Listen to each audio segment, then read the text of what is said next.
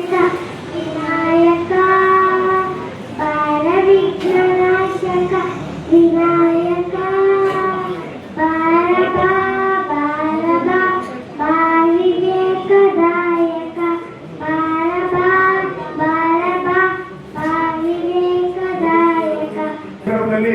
ಶ್ರೀಯುತ ಕೆ.ಪಿ. ಕುಬೇರಪ್ಪನವರು ಹಾಜರಿದ್ದಾರೆ. ಅವರಿಗೂ ನಮ್ಮ ನಿಮ್ಮೆಲ್ಲರ ಪರವಾಗಿ ಹೃತ್ಪೂರ್ವಕವಾದ ಸ್ವಾಗತವನ್ನು ಕೊಡ್ತಾ ಇದ್ದೇನೆ. ಹಾಗೆ ನಗರ ಘಟಕದ ಅಧ್ಯಕ್ಷರಾಗಿರ್ತಕ್ಕಂಥ ಶ್ರೀಯುತ ಈಶ್ವರ ನವೀನ್ ಅವರು ಇದ್ದಾರೆ. ಅವರಿಗೆ ನಮ್ಮ ನಿಮ್ಮೆಲ್ಲರ ಪರವಾಗಿ ಸ್ವಾಗತವನ್ನು ಕೊಡ್ತಾ ಇದ್ದೇನೆ. ಹಾಗೆ ನಮ್ಮ ಕುರುಬ ಸಮಾಜದ ಮುಖಂಡರು ಎಲ್ಲರ ಪರವಾಗಿ ಸ್ವಾಗತವನ್ನು ಕೊಡ್ತಾ ಇದ್ದೇನೆ. ಹಾಗೆ ದಾವಣಗೆರೆ ಭಾಜಪ ಜಿಲ್ಲಾ ಪ್ರಧಾನ ಕಾರ್ಯದರ್ಶಿಗಳಾದ ಶ್ರೀಯುತ ಹಾಗೆ ಅಂಗೇಶ್ವರ ಅವರು ಸ್ವಾಗತವನ್ನು ಕೊಡ್ತಾ ಇದ್ದೇನೆ. ಹಾಗೆ ನಮ್ಮ ಹೊನ್ನಾಳಿ ನಾಮತಿ ಮಂಡಲ ನಿಕಟ ಪೂರ್ವ ಅಧ್ಯಕ್ಷರಾದ ಶ್ರೀಯುತ ಜೆ.ಕೆ. ಸುರೇಶ್ ಅವರು ನಮ್ಮದಿದ್ದಾರೆ. ಅವರಿಗೂ ಸ್ವಾಗತವನ್ನು ಕೊಡ್ತಾ ಇದ್ದೇನೆ. ಹಾಗೆ ನಮ್ಮ ಹೊನ್ನಾಳಿ ನಾಮತಿ ಮಂಡಲದ ಮಹಿಳಾ ಮೋರ್ಚಾ ಅಧ್ಯಕ್ಷರಾಗಿರ್ತಕ್ಕಂಥ ಶ್ರೀಯುತ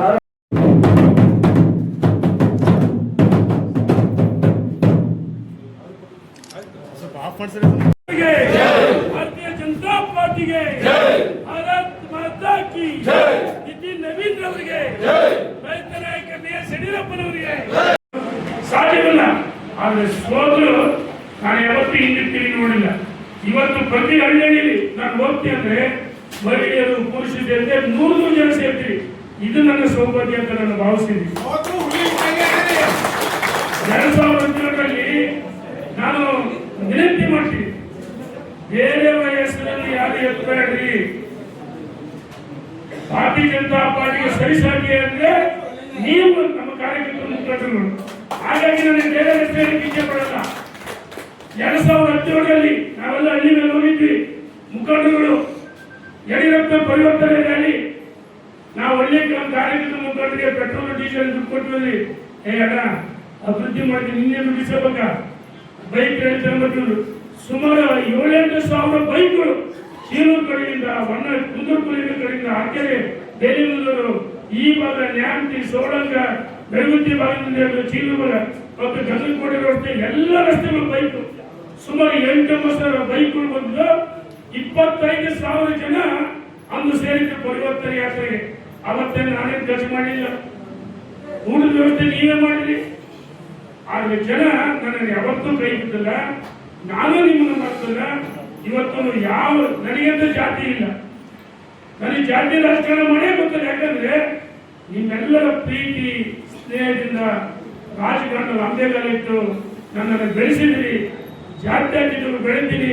ಆದರೆ OBC ಮುಖಂಡರು ನಮ್ಮ OBC ರಾಜ್ಯದ ಅಧ್ಯಕ್ಷ ವಿಧಾನ ಪರಿಷತ್ ಸದಸ್ಯರು ಮಹಾರಾಜ ಸನ್ಮಾನ ಮಾಡಬೇಕಾದ್ರೆ ರಾಜ್ಯ ಸಂತೋಷದಿಂದ ಮಾಡೋಣ ಅಂತ ಹೇಳಿ ಎಲ್ಲ ಊರಿಗೆ ಹೋದ್ರು. ಇವೆಲ್ಲ ಮೊನ್ನೆ ನೀವೇ ಸರ್ ಅವರ ಕಲ್ಚರ್ ಅವರೇ ಪ್ರವಾಸ ಮಾಡಿದ್ದಾರೆ.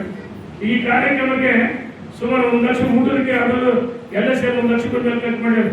ನಾನೇನು ದುರ್ಗದಲ್ಲಿ ಅವರೇ ಖರ್ಚು ಮಾಡ್ಕೊಂಡ್ರೆ ಮೊನ್ನೆ ನಮ್ಮ ನವೀನ ನಗರಾಧ್ಯಕ್ಷ ಅವರ ಅಧ್ಯಕ್ಷ 2 ಲಕ್ಷ ರೂಪಾಯಿ ಖರ್ಚು ಮಾಡಿದ್ದಾರೆ. ಈ ರಾಜ್ಯದಲ್ಲಿ ನಾನು ವ್ಯಕ್ತಿಗತವಾಗಿ ಟೀಕೆ ಮಾಡಲಿಕ್ಕೆ ಹೋಗೋದಿಲ್ಲ.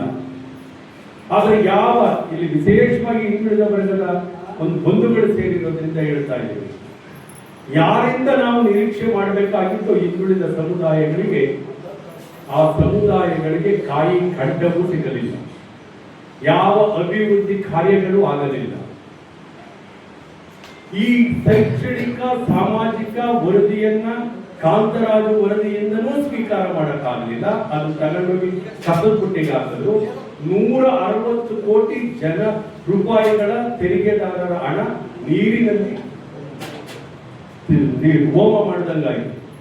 ಆನಂತರ ಮಧುಸೂದನ್ ನಾಯಕ್ ವರದಿಯನ್ನ ಕೇವಲ 90 ದಿನದಲ್ಲಿ ತೆಗೆದುಕೊಂಡು ಈ ಸಮುದಾಯಗಳಿಗೆ ಶಕ್ತಿ ಕೊಡ್ತೇನೆ ಅಂತಕ್ಕಂಥ ಅಭಯ ಕೊಟ್ಟಂತ ಕಾಂಗ್ರೆಸ್ ಸರ್ಕಾರ 350-400 ಕೋಟಿ ರೂಪಾಯಿಗಳನ್ನು ಖರ್ಚು ಮಾಡಿ ಸಿದ್ದರಾಮಯ್ಯನವರು ಅಧಿಕಾರದಿಂದ ಕೆಳಗಿಳಿಯುವ ಹಿಂದಿನ ದಿನ ಅವರು ಮನಸ್ಸು ಮಾಡಿದ್ರೆ ತಗೊಳ್ಬಹುದಾಗಿತ್ತು, ಜಾರಿ ಮಾಡ್ತಾರೆ. ಆದರೆ ಹಿಂದಿನ ದಿನ ಸ್ವೀಕಾರ ಮಾಡಿ ಅದನ್ನು ಕೂಡ ಕಪಾಟಿಗೆ ಇಟ್ಟು ಹೋಗಿದ್ದಾರೆ. ಅದನ್ನು ತೆಗೆಯುವಂತ ಬದ್ಧತೆ, ಕಾಳಜಿ ಡಿ.ಕೆ. ಶಿವಕುಮಾರ್ ಅವರಿಗೆ ಬರಲಿಕ್ಕೆ ಸಾಧ್ಯವಿಲ್ಲ. ಅದನ್ನು ತೆಗೆಯುವಂತ, ಆ ವರದಿಯನ್ನು ಜಾರಿಗೊಳಿಸುವಂತಹ ಅಥವಾ ಆ ವರದಿಯ ಸತ್ಯಾಸತ್ಯತೆಯನ್ನು ಹೊರಗಿಡಿಯುವಂತಹ ತಾಕತ್ತು ಇವತ್ತು ವಿಜೇಂದ್ರ ಅವರ ನೇತೃತ್ವದ ಭಾರತೀಯ ಜನತಾ ಪಾರ್ಟಿಗೆ ಇದೆ. ಯಾಕೆ ಅಂತ ಹೇಳಿರ್ಬೋದು, ಚೈನಾ ಇರ್ಬೋದು,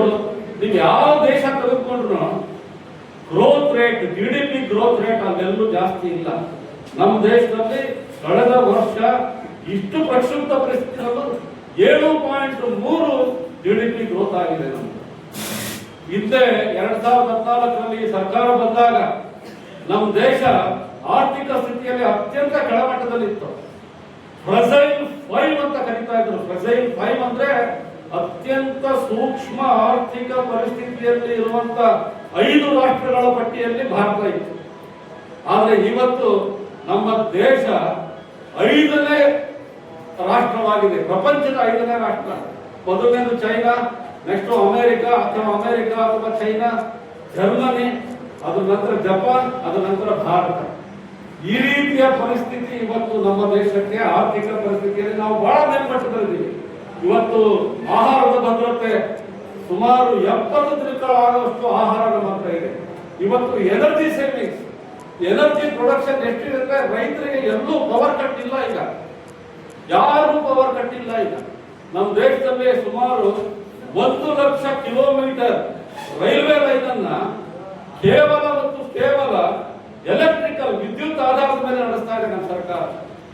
ಇಡೀ ಪ್ರಪಂಚದಲ್ಲಿ ಸ್ವಿಟ್ಜರ್ಲೆಂಡ್ ಬಿಟ್ಟರೆ 2ನೇ ದೇಶ ಅಂದ್ರೆ ನಮ್ಮ ದೇಶ ಮಾತ್ರ. ಅಮೆರಿಕ